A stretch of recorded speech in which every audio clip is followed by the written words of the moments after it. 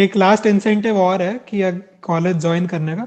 अगर एक बार अच्छी जगह पहुंच गए तो ऐसे इंटरव्यू देने के बहुत मौके मिलेंगे, अगर ये सब चीजें करने का शौक है तो ये है कि हाँ। पढ़ाई छोड़ दो, कि इन लोगों का तो बिना पढ़े सुखदेव हो गया, अब तो हम खेलेंगे। जो मेरे सर थे वो कहते थे, अकाउंट्स सर थे मेरे 12th में, वो कहते थे स्मॉल मिलाते जाओ लार्ज बनाते जाओ। और जो भी इस डिलेमा में है कि इंदौर जाएं कि सीबीएस जाएं, पहले जब दोनों में सिलेक्शन हो जाए फिर बात करना। Okay, अभी so तो guys, let's just start with the introduction. So Raghav, go ahead. hello everyone, I am Raghav Setia. I'm from the beautiful city of Lakes, Udaipur, Rajasthan, and I'm a first year student pursuing BMS at Shahid Sukhdev College of Business Studies. Hello, I am Gaurav Goyal from Delhi and I am pursuing BFIA from Shahid Sukhdev College of Business Studies. Cool. Okay, so सबसे पहले हम थोड़ा deep में जाएं, उससे पहले थोड़ा लोगों को मोटिवेशन देते हैं. So guys, Gaurav, I think Gaurav की रैंक थी एआई फोर थी ना, गौरव की. Yes. एंड राघव की 15 थी. तो पहले तुम ये बता दो कि जब तुम्हें रैंक दिखी थी, ऑब्वियसली सरप्राइज, मतलब क्या एक्सपेक्टेड था या फिर और ज्यादा, मतलब क्या सीन था, एक्सपेक्टेड था, अनएक्सपेक्टेड था, फीलिंग क्या थी, मजा आया, बताओ. मतलब राघव. मेरे को जैसे टेस्ट तो अच्छा गया था मेरा, मतलब ये हम्म. तो लग रहा था कि सुखदेव तो हो ही जाएगा। और हम्म. अराउंड 280 के अराउंड एक्सपेक्ट कर रहा था मैं। पर जिस दिन हाँ. आंसर की आई थी ना रिवाइज, जब 300 स्कोर क्रॉस कर गया, तब हाँ. लगा हाँ. कि अरे यार ये तो कमाल ही हो गया। राइट. एंड रिजल्ट की काफी एक्सटैटिक फीलिंग थी, बहुत मतलब ऐसा जो इतने टाइम से हम लोग, जो हमारा बैच राइट. ऑफ 2021 है, एक्सटेंडेड वर्जन है, फाइनली जब कोई रिजल्ट आया तो वो एक बड़ी सरियल एक्सपीरियंस था। मतलब एक्सपेक्टेड तो नहीं था, क्योंकि एग्जाम देने के बाद मतलब ऐसा फील नहीं होता कि हमने मतलब जरूरी है कि शहीद सुखदेव हो जाएगा, लेकिन इतना पॉसिबिलिटी थी कि अच्छी रैंक आनी चाहिए जिस हिसाब से पढ़ाई की थी। तो राइट. मतलब जिस दिन रिजल्ट आया उस दिन स्कोर पता चला, जैसे 316 था, तो उस टाइम तो मतलब श्योर हो ही गया था कि शहीद सुखदेव हो ही जाएगा चाहे जो रैंक आए। लेकिन एयर फोर के बाद तो अलग ही सी। तो अब ये बताओ, सबसे पहला क्वेश्चन लाइक मेरा ये रहेगा कि प्रिपरेशन जर्नी कैसी थी तुम्हारी ड्यू जैट के लिए, लाइक कब स्टार्ट किया था, एंड कोचिंग वगैरह क्या थी, रेफरेंस मटेरियल्स क्या था, एंड क्या क्या कुछ चीजें थी, क्योंकि लाइक अगर तुम्हारी इतनी अच्छी रैंक आई तो कुछ अलग भी किया होगा, तो क्या था लाइक. सो 11th में आए थे, कॉमर्स ली थी, then तभी मैंने एक बार देखा था कि आगे बीबीए करेंगे। तो उस समय एक लिस्ट बनाई थी कॉलेजेस की, एंड फर्स्ट पे सुखदेव ही रखा था। एंड तब कोरा वगैरह पे देखा था तो सोचा था कि अभी करने की जरूरत नहीं है, बोर्ड्स पे फोकस कर लेते, बोर्ड्स खत्म होंगे उसके बाद कोई ना कोई क्रैश कोर्स कर लेंगे। पर फिर दिसंबर 2020 की बात है, जब बोर्ड्स हो गए थे मई में, तो ये सीन हो गया था कि बोर्ड्स और एंट्रेंसेस के बीच में टाइम जो है वो बिल्कुल खत्म होने वाला है। तो तब फिर लगा कि यार कुछ तो करना पड़ेगा। सो प्रथम का क्रैश कोर्स ज्वाइन किया था, एंड एक प्रो टैलेंट करके वहां से भी मटेरियल लिया था। और मैथ्स के लिए मोस्टली मैंने आशीष संसलवाल सर का यूट्यूब चैनल फॉलो किया था, एंड सारे स्ट्रैटेजी सेशंस वगैरह तो आपके देखे ही थे। एंड अगर जनवरी फरवरी की बात करूं मैं, तो उस समय 50% बोर्ड्स एंड 50% एंट्रेंसेस होगा। एंड मार्च में मोस्टली बोर्ड्स था। ओवरऑल अगर अप्रैल तक कहें तो 60% बोर्ड्स एंड 40% एंट्रेंसेस। एंड उसके बाद तो ऑब्वियसली बोर्ड्स वगैरह कैंसिल हो गए, तो वो हट गया। एंड मैं बेसिकली किसी को इंडोर्स नहीं कर रहा, क्रिटिसाइज नहीं कर रहा, बट मेरे लिए कोचिंग जो है काम कर गई थी। Coaching work well with me. And basically जो आपको सूट करता है दोनों ही चलेंगे, कोचिंग के साथ भी हो सकता है, नहीं भी हो सकता है, पर पूरा ऐसे आत्मनिर्भर करना थोड़ा मुश्किल हो जाता है। तो मटेरियल तो एटलीस्ट लेना ही चाहिए। एंड ऑब्वियसली अगर ऐसा है कि टाइम मैनेज कर सकते हो या फिर एक स्ट्रेच में बहुत सारा अगर पढ़ना पड़े तो चल जाता है, तो अभी भी 11th में तो करने की जरूरत नहीं है, बोर्ड 12th में कर सकते हो स्टार्ट, क्योंकि अब तो अभी कंपटीशन वगैरह भी काफी बढ़ गया है। And right. बेसिकली जो जिसको जैसा सूट करता है उसमें वैसे कर सकते हैं। एंड अगर सब्जेक्ट वाइज थोड़ा सा बात करें, तो मैथ्स के अंदर तो आई वुड से कि 11th एंड 12th की अगर एनसीईआरटी करी हुई है तो 70% मामला तो डन हो जाता है। एंड बाकी टेस्ट वगैरह के लिए भी बेसिक मैथ्स तो करोगे ही थोड़ी, तो मैथ्स यू मेरे हिसाब से निकल जाता है। बाकी maths was one of my weaker points, तो मैंने ज्यादा फोकस किया नहीं था उस पर, बाकियों को स्ट्रेंथन किया। बट ड्यू जैट की जो खास बात यह है कि आपको किसी भी चीज में परफेक्ट नहीं होना, पर आपको आना सब कुछ चाहिए, थोड़ा थोड़ा थोड़ा थोड़ा, तो आपका निकल जाएगा। एंड एलआर की अगर मैं बात करूं, यहाँ पर दिक्कत आती है क्योंकि मोस्टली एलआर सब लोगों का होता है स्ट्रॉन्ग सब्जेक्ट। तो एलआर पे कोई बहुत लोग कम फोकस करते हैं, एक बार जब कोर्स किया तो वह ठीक है अब छोड़ दो।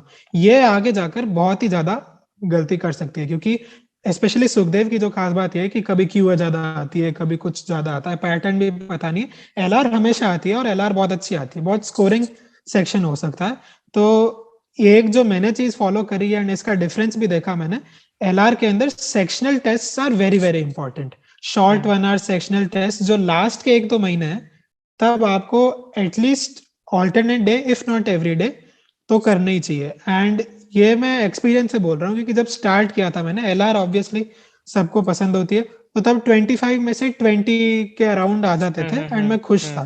पर जब रेगुलरली मैंने टेस्ट किए तो जैट के अंदर मेरे बहुत कम टाइम के अंदर 30 आ गए थे। तो वो सिर्फ सेक्शनल टेस्ट की वजह से हुआ। एंड इंग्लिश के अंदर भी यही मानना है कि English is a subject that is again ignored. And vocab तो सब लोग करते हैं, पर ग्रामर कोई करता नहीं। And grammar is also very important, like I said, सब चीजें करनी है।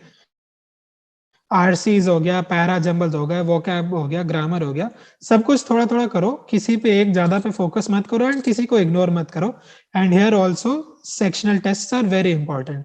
एंड जो सेक्शनल टेस्ट को एक एनालाइज भी करना होता है, उसके लिए मैं एक डॉक्यूमेंट शेयर करता हूँ जो मैंने एक सब्जेक्ट के लिए किया था एंड लास्ट के 1 महीने में किया था। एंड अगर सब लोग भी करेंगे तो अच्छा रहेगा। वो मैं अलाउ कर देता हूँ। हाँ, कर दिया। So this is my LR test analysis. मैंने सिर्फ LR के लिए ही बनाया था, क्योंकि लास्ट में मैंने कहीं पे एक YouTube वीडियो देखा था, उससे मेरे को पता पड़ा था। एंड ऐसे बेसिकली टेस्ट का नाम है, जैसे LR रिवीजन 1, 2, फिर जो सारे टेस्ट होते हैं, एक टेस्ट का डेटा इकट्ठा कर लो कि कौन कौन सी चीजें अवेलेबल है, एंड देन इतने अटेम्प्टेड, इतने करेक्ट, रॉन्ग, स्कोर और परसेंट, और जो जो टेस्ट में वीकनेस है वो आइडेंटिफाई करते चलो। तो ये सितंबर की बात है, तो मैंने सितंबर में 31 टेस्ट दिए थे एंड सब कुछ डॉक्यूमेंट किया था। उससे मेरे को शुरू में ही मेरे को पता पड़ गया कि क्रिटिकल रीजनिंग मेरे ज्यादा काम की है नहीं। बार बार टेस्ट के अंदर क्रिटिकल रीजनिंग मेरे आता गया। क्रिटिकल रीजनिंग हो गया, कैलेंडर टेस्ट हो गया, तो इससे मेरे को पता पड़ गया कि एग्जाम में अगर ये टॉपिक्स आने हैं तो इनको कैसे हैंडल करना है, बाद में करना है। एंड अगर ऐसा ऑब्वियसली सब सब्जेक्ट्स के लिए करना थोड़ा सा फार फेच्ड हो गया, इतना कोई करेगा नहीं, पर मतलब लास्ट के 1 महीने में मैंने जैसे एलआर के लिए किया, बहुत फर्क पड़ा। ऐसे अगर सारे सब्जेक्ट्स के लिए भी हो तो इससे काफी बेनिफिट मिलेगा। तो एलआर और इंग्लिश में तो यही बोलूंगा मैं कि सेक्शनल टेस्ट वगैरह बहुत इंपॉर्टेंट है। एंड अगर last but definitely not the least GK की बात करें, GK was the subject in which I was most comfortable. And मैं पहले ही बोल देता हूँ, best thing would be to read newspapers, but the problem is that practically possible होता नहीं है, कोई करता नहीं है। मैंने भी ज्यादा नहीं करी थी। अगर आप करते हो तो बहुत बढ़िया बात है, पर अगर नहीं करते हो तो one thing I would suggest is download a lot of apps. Times of India, in shorts, Indian express, the Hindu, जितने हो सकते हैं 5-6 एप्स डाउनलोड कर लो एंड सबके नोटिफिकेशंस ऑन कर दो। तो इतने नोटिफिकेशन आएंगे कि अल्टीमेटली देखना ही पड़ेगा। एंड जैसे जैसे चीजें रिपीटेडली देखोगे तो ऑटोमेटिकली एक इंटरेस्ट आएगा। जिस दिन इंटरेस्ट आ गया उस दिन फिर जीके आगे होती रहेगी। मैंने तो प्रिपरेशन जुलाई से स्टार्ट कर दी थी, क्योंकि मुझे पहले से ही पता था कि 2 मेजर एग्जाम से आए हैं, इंदौर और शहीद सुखदेव बीएमएस। 12th के स्टार्टिंग है 12th के स्टार्टिंग, हाँ, जुलाई से मैंने स्टार्ट कर दिया था। फुल ईयर कोर्स लिया था, प्रथम ही इनरोल था मैं भी, और फुल ईयर कोर्स लिया था। तो लाइक उनकी क्लासेस जो फुल ईयर में होती थी वो ओनली सैटरडे संडे होती थी, 2 days अ वीक। तो मेरी प्रिपरेशन ये रहती थी कि 5 days मैं अपना एकेडमिक पढ़ता था, लाइक 12th का जो होता था वो पढ़ता था 5 days, Monday to Friday, and Saturday Sunday मैं अपना इस पे एंट्रेंस पे फोकस देता था। तो लाइक दिस चलता रहा। उसके बाद उन्होंने जनवरी में क्रैश कोर्स आया था, like Raghav also enrolled in January also.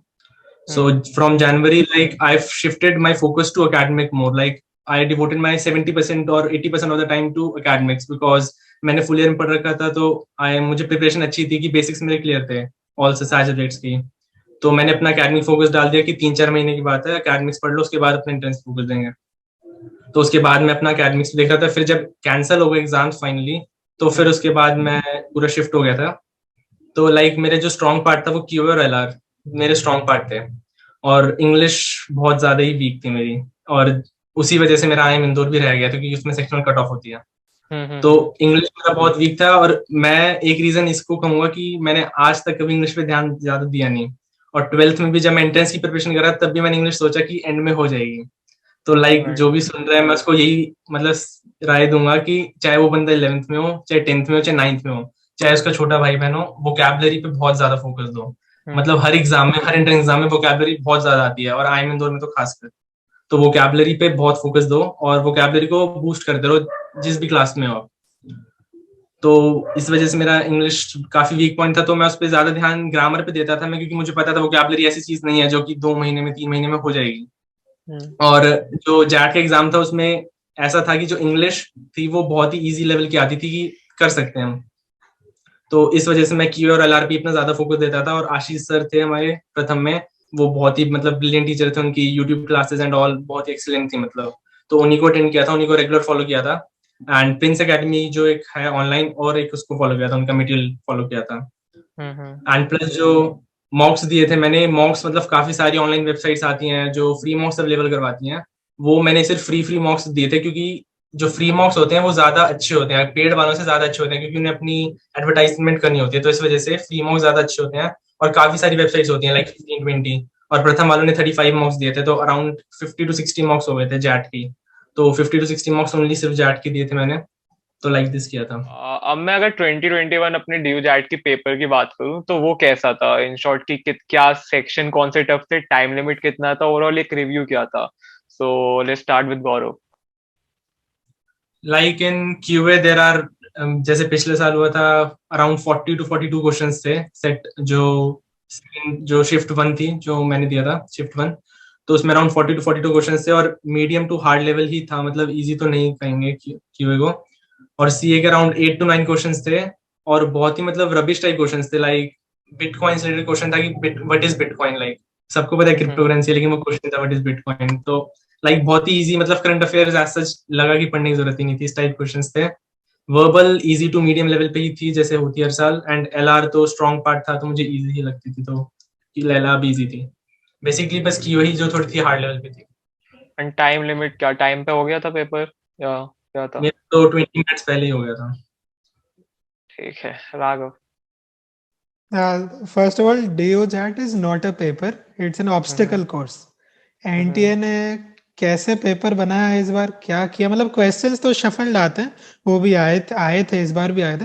मजे की बात यह है कि RC के जो केसलेट्स होते हैं, LR के केसलेट्स, DI का सेट सब शफल कर दिया। सेम RC का क्वेश्चन 1-2 है, क्वेश्चन 2 आप सपोजिंगली आप जा रहे हो, आपने क्वेश्चन 2 देखा कि ये RC है, आप क्वेश्चन 3 पे गए, वो RC है ही नहीं, तो आपको लगा कि यार ये क्या हो गया, एक क्वेश्चन के लिए मैं इतना करूं, फिर आगे चलते गए 45 पे, अरे यार ये तो वापस RC आ गया। वैसे 2, 45, 66, 99 ऐसे RC के क्वेश्चंस थे। एंड LR के केसलेट्स हो गए, DI का सेट हो गया, वो भी ये था। फिर उन्होंने इंस्ट्रक्शंस में लिखा था ऑन स्क्रीन कैलकुलेटर देंगे, दिया ही नहीं। 2 मिनट ढूंढने में लग गए कि ऑन स्क्रीन कैलकुलेटर कहाँ है। फिर क्वेश्चंस जो दिए वो कैलकुलेशन इंटेंसिव क्वेश्चन दे दिए। तो ऐसे इतने ऑब्स्टेकल्स डाल दिए कि मतलब पेपर को अगर अपन बाद में देखें तो ऐसा लगे कि यार इतना मुश्किल तो नहीं है, पर उस समय जो एक मेंटालिटी हो जाती है कि सडनली सरप्राइज मिल गया, तो उसकी वजह से पेपर काफी का लेवल बढ़ गया था। एंड ऑब्वियसली लास्ट ईयर से इजी था, but still it would moderately difficult. And Gaurav का पता नहीं 20 मिनट पहले कैसा हो गया, पर मेरे को तो टाइम मिला ही नहीं था। एंड मतलब मेरे को तो NMIMS जैसी फीलिंग आ गई थी कि क्वेश्चन हो जाएंगे, आपको पता है क्वेश्चन हो जाएंगे, पर टाइम नहीं मिलना। एंड ऐसा मेरे को लगा था। एंड 35 क्वेश्चंस थे मैथ्स के, 30 from LR, 25 from English and 10 from GK। And toughest section की बात करें तो ऑब्वियसली दैट्स रिलेटिव, एंड मेरे को QA सबसे टफ लगा एंड GK सबसे इजी। और वो जैसे जिसके बाकी GK इस बार ज्यादा कुछ आई नहीं थी। एक क्वेश्चन था नरेंद्र मोदी स्टेडियम की कैपेसिटी कितनी है, ये क्या क्वेश्चन हुआ? तो ऐसे ही क्वेश्चंस भरे हुए थे। बट वही है कि मतलब जब भी पेपर देने जाओ ना, कुछ पहले से प्री कंसेप्शन लेकर मत जाओ कि पेपर ऐसा आएगा। क्या आएगा पेपर में वो पता नहीं है, कि DOJAT की स्पेशलिटी यही है कि ऑब्स्टेकल कोर्स बनाया हुआ होता है पेपर में। तो एक जो बहुत इंपॉर्टेंट है, पेपर जाने से पहले 2 मिनट जो है 1 to 100 सारे क्वेश्चन देखो, और जो आधा पेज है उसमें लिखते जाओ कि कौन सा इजी है, कौन सा मुश्किल है, आरसी कहाँ कहाँ है। एंड उससे आगे 5 मिनट के, अगर जो शुरू के 5 मिनट में खुद को वापस काम कर लिया तो आगे पेपर पूरा अच्छा चला जाएगा। एंड ये बताओ कि like which other college like did you applied for and किस किस में हुआ। एंड फिर शहीद सुखदेव, ठीक है रीजन ऑब्वियस था, लेकिन तब भी क्यों सिलेक्ट किया इन कंपैरिजन में। एंड अगर एग्जाम्स होने से पहले क्या एक लिस्ट क्या थी, लाइक फर्स्ट पे ऐसे ये रहेगा शहीद सुखदेव फिर एनएमआई में से, कोई क्या लिस्ट थी? मेरी फर्स्ट जो प्रेफरेंस थी वो IIM Indore versus DU JAT थी। अगर दोनों हो जाते तो सोचना पड़ता क्या लेना है।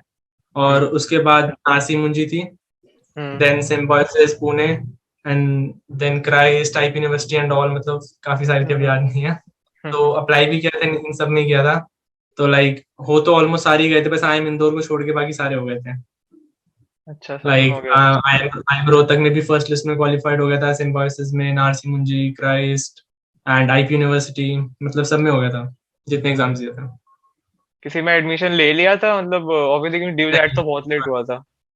वो क्योंकि लिया ही उस नहीं। टाइम तक नहीं, उस टाइम तक क्योंकि 98.5% थे मेरिट बेस पे, तो ये था अच्छा कि हाँ। डेफिनेटली कॉलेज था। सो मेरे भी obviously first preference IIM Indore और सुखदेव के बीच में ही था। मेरे को पर्सनली सुखदेव बेटर लगता था क्योंकि मेरे को 5 ईयर कोर्स ज़्यादा नहीं अपील करते थे। पोस्ट ग्रेजुएशन के अंदर अभी से रिस्ट्रिक्ट नहीं करे तो सीबीएस को मैंने ऊपर ही रखा था। एंड पर ये एक बहुत बड़ा डाउट है कि इंदौर वर्सेस सीबीएस का, और जो भी इस डिलेमा में है कि इंदौर जाए कि सीबीएस जाए, पहले जब दोनों में सिलेक्शन हो जाए फिर बात करना। अभी से ही कि सोच लिया कि अरे हम तो इंदौर ही जाएंगे, फिर हुआ नहीं, फिर तो मतलब एक बार दोनों जगह हो जाए तब आराम से सोचने का टाइम है। बहुत बढ़िया डिलेमा है, पर अभी से ही डिलेमा मत बनाकर चलो ये। एंड इंदौर में मेरा टेस्ट तो क्लियर हो गया था पर इंटरव्यू में क्लियर नहीं हुआ था। एंड एनएमआईएमएस हो गया था, क्राइस्ट हो गया था, एंड नालसार का जो आईपीएम था वो हो गया था। एंड रोहतक और सिम्बायोसिस वगैरह मैंने दिए नहीं थे ऑब्वियसली। पर जैसे पहले क्राइस्ट में हुआ था तो एक बार क्राइस्ट में ले लिया था, क्राइस्ट के बाद फिर एनएमआईएमएस शिफ्ट किया, फिर बीच में नालसार में भी शिफ्ट किया था। तो ये जगलिंग तो चल ही रही थी, घर वाले भी बोल रहे थे कि 2-2 महीने में ग्रेजुएशन हो रही है तेरी, क्या कर रहा है।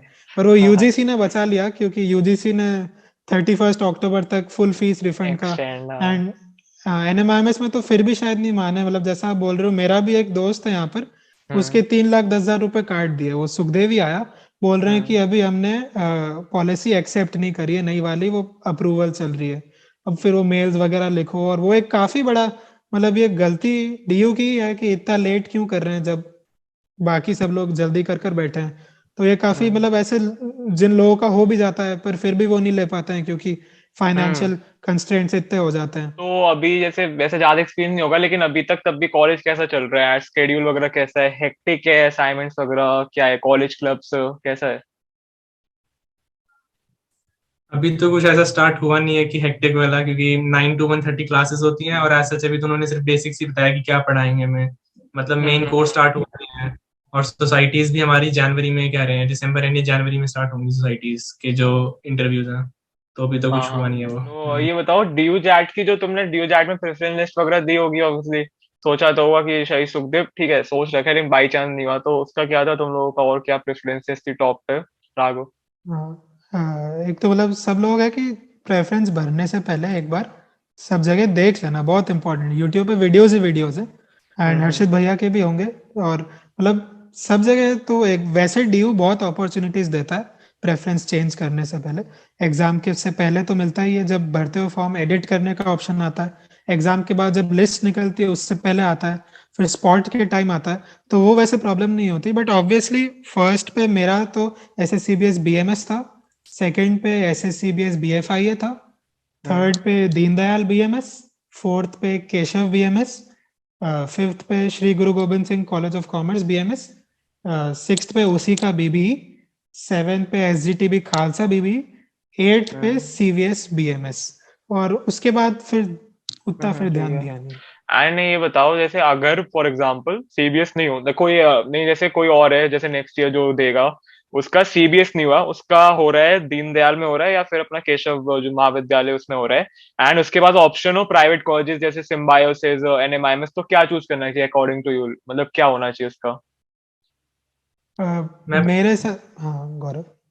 मैं पर्सनली तो सिम्बायोसिस और नार्सी मुंजी प्रेफर करूंगा, क्योंकि मेरी प्रायोरिटी तो यही थी सिम्बायोसिस, मतलब अगर सीबीएस होता है तो ठीक है, वरना बेसिकली प्रेफरेंस तो ये थी कि हंसराज जाना है अभी तो।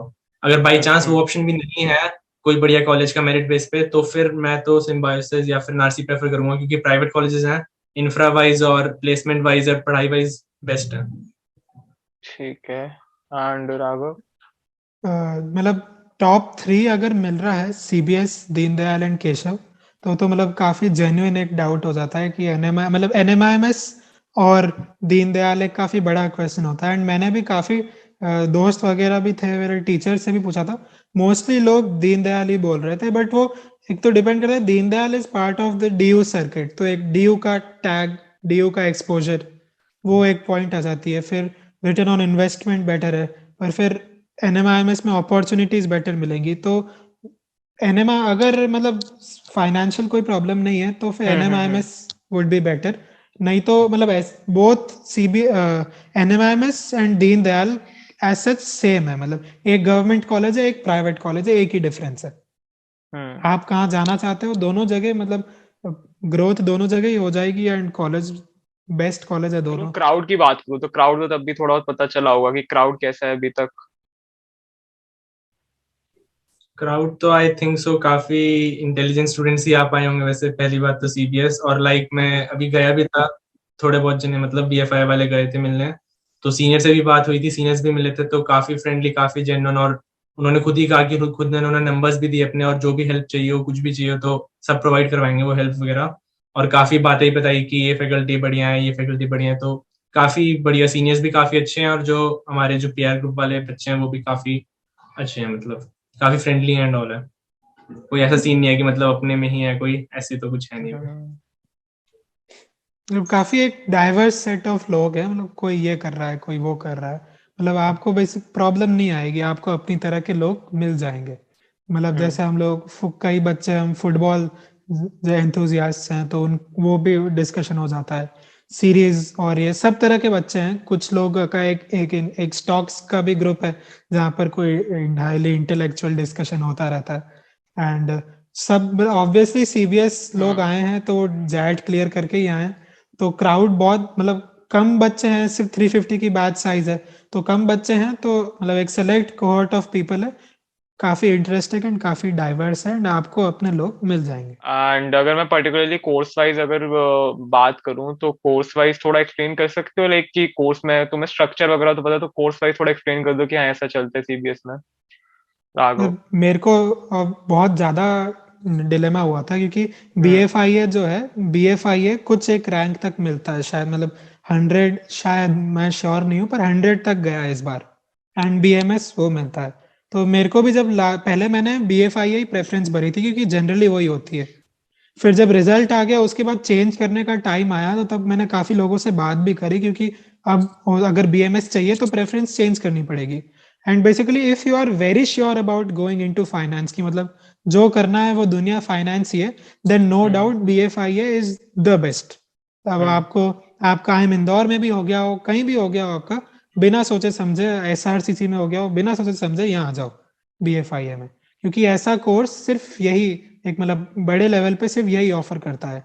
एंड अगर आपको थोड़ा सा भी डाउट है कि मेरे को अभी पता नहीं है क्या करना है, then BMS would be a better option, क्योंकि 50% बहुत सब मैंने काफी ज्यादा वेबसाइट पे वैसे पूरा डिटेल के अंदर syllabus, structure, job opportunities, outcomes है, तो ऐसे सीबीएस डीओ की वेबसाइट पे सब लोग देख सकते हैं। एंड बेसिकली दिक्कत वही आती है कि if you are very sure about finance, go for BFI. थोड़ा सा भी डाउट है, बीएमएस चले जाओ, क्योंकि बीएमएस में स्पेशलाइजेशन एचआर होती है, मार्केटिंग होती है, फाइनेंस होती है, एंड ग्लोबल बिजनेस होती है। तो और ऐसे जो इलेक्टिव्स हैं उसमें आपको काफी मौका मिलेगा एक्सप्लोर करने का। तो आपको अगर नहीं पता तो आपको पता पड़ जाएगा कि आपको क्या करना है। एंड जो एक डिफरेंस होता है, मतलब जो कंसेप्शन होता है कि क्या बीएफआईए वालों को प्रेफरेंस मिलती है, मतलब फाइनेंस रोल्स में ऑब्वियसली थोड़ी सी तो होगी, बट प्लेसमेंट दोनों का साथ होता है, बीएमएस फाइनेंस एंड बीएफआईए का। तो अल्टीमेटली वो आपके ऊपर ही डिपेंड करता है आप क्या करते हो। बाकी ऐसा कोई नहीं है कि कोई कोर्स ज्यादा रिस्पेक्टेड है या कोई कम रिस्पेक्टेड है, अल्टीमेटली आपके इंटरेस्ट पे आता है। और मतलब पहले दोनों मिल रहे हो तो एक डिबेट होगी कि कहाँ जाएं। अगर दोनों मिल रहे हैं तो अगर जैसे काफी बच्चे, जैसे मेरे भी दोस्त थे, उनको पता था कि फाइनेंस करना ही है, तो फिर वो BFIA जाएंगे। मेरा भी अभी प्लान तो यही है कि फाइनेंस ही का ही सोच रहा हूँ मैं, अगर इलेक्टिव स्पेशलाइजेशन भी लूंगा थर्ड ईयर में। पर इतना श्योर नहीं था मैं, एंड मैं थोड़ा एक्सप्लोर करना चाहता था। तो ये BMS जो है वो जनरल डिग्री हो गई, और BFIA थोड़ा सा specialised degree right from the first year हो गया। तो ultimately it boils down to your interest, आपको क्या करना है। नहीं, मेरा तो जैसे मैं तो कोर्स भी कर चुका हूँ स्टॉक मार्केट पे, और मेरा इंटरेस्ट हम्म ही स्टॉक मार्केट पे है, तो मैं पूरा फाइनेंशियल ही था कि मुझे फाइनेंस में ही जाना है। तो अभी हम्म भी मुझे डेफिनेटली यही है कि फाइनेंस में ही जाना है, यही इंटरेस्ट था। और लाइक जो कंफ्यूजन है वो भी मतलब नहीं होनी चाहिए। अगर आपने बाई चांस BMS चूज कर लिया है, BMS मिल रहा है, तो उसमें ज्यादा डिफरेंस नहीं है। क्योंकि लाइक सीनियर्स भी ये कह रहे थे कि जो हमें फर्स्ट ईयर में पढ़ाते हैं वो BMS वालों को सेकंड में पढ़ाते हैं, जो BMS वालों को सेकंड में पढ़ाते हैं वो हमें फर्स्ट में पढ़ा रहे हैं, कुछ लाइक ये डिफरेंस होता है। और थर्ड ईयर में BMS में फाइनेंस में स्पेशलाइजेशन ले ही सकता है अगर उसे करनी है तो ऐसा ज्यादा डिफरेंस नहीं होता है। हल्का फुल्का प्रेफरेंस तो वो तो ऑफ कोर्स है, फाइनेंशियल जो कंपनीज है फाइनेंस वालों को ही देंगी, लेकिन इतना ज्यादा डिफरेंस नहीं होता है, तो जो भी मिल रहा है कोई दिक्कत नहीं है उसमें। ओके, सो लास्ट थिंग, एक एडवाइस तुम देना चाहोगे अपने जूनियर्स को, लाइक रिलेटेड टू प्रिपरेशन हो गया या कॉलेज हो गया, या फिर पूरा प्रोसेस होता है, बहुत टायरिंग प्रोसेस होता है, लोगों को लगता है कॉलेज, लेकिन वो 5-6 महीने जब होते हैं स्पेशली, इसमें कॉलेज, इसमें जाना है उसमें जाना है, बहुत दिमाग खराब होता है। तो कोई भी एडवाइस एक, या कोई भी, गौरव start। मैं तो एक एडवाइस यही दूंगा कि चिल्ड आउट रहना एकदम। कुछ भी हम्म प्रिपरेशन कर रहे हो या कुछ भी कर रहे हो, चिल्ड आउट रहो। अपना एक मतलब फॉर्मेट बनाओ। लाइक मैं तो शेड्यूल फॉलो करता था, सुबह सुबह शेड्यूल बना लिया और उसको फॉलो किया पूरा दिन। लाइक रात को चाहे मुझे 2 बज जाए 3 बज जाए, वो शेड्यूल फॉलो जब तक खत्म नहीं होता था मैं सोता नहीं था, वैसे जो मेरी प्रायोरिटीज थी, क्योंकि हम्म मैं पढ़ता रहता था। अगर हम्म बाई चांस नहीं हो पाता, किसी वजह से कोई प्रॉब्लम है या कहीं जाना पड़ गया, तो उस वजह से मतलब सैड मत हो, लाइक कि यार कल ये नहीं हुआ या वो नहीं हुआ। नेक्स्ट डे पे अपना फोकस करो, नेक्स्ट डे को डाल दो उस टारगेट पे और अपना टारगेट अचीव करते रहो। लाइक जो मेरे सर थे वो कहते थे, अकाउंट्स सर थे मेरे 12th में, वो कहते थे स्मॉल मिलाते जाओ लार्ज बनाते जाओ। लाइक वो हम्म प्रायोरिटी थी। हम्म अपना धीरे धीरे करते जाओ तो आपका डेफिनेटली हो जाएगा CBS। तो ऐसा कोई हम्म प्रॉब्लम नहीं है। बाकी कोई डाउट्स वगैरह हो तो भैया बैठे ही हैं और हम भी हम्म। हैं। हाँ, तुम लोग तो हो ही, अब तो तुम हो भैया उन लोगों के जो आएंगे। सही है, सही है। एंड राघव? मतलब लास्ट के अगर कुछ समरी बुलेट पॉइंट्स हो, तो एक मतलब काफी इम्पोर्टेंट है कि एक स्ट्रैटेजी बनाना बहुत इम्पोर्टेंट है, जैसे गौरव ने बोला। मतलब हम्म प्रिपरेशन स्टार्ट कर रहे हो, प्रिपरेशन के बीच में हो, खत्म हो रही है, मतलब 2 दिन बैठकर यूट्यूब पे जितने वीडियोस हैं सुखदेव से लेकर सारे के सारे देख डालो।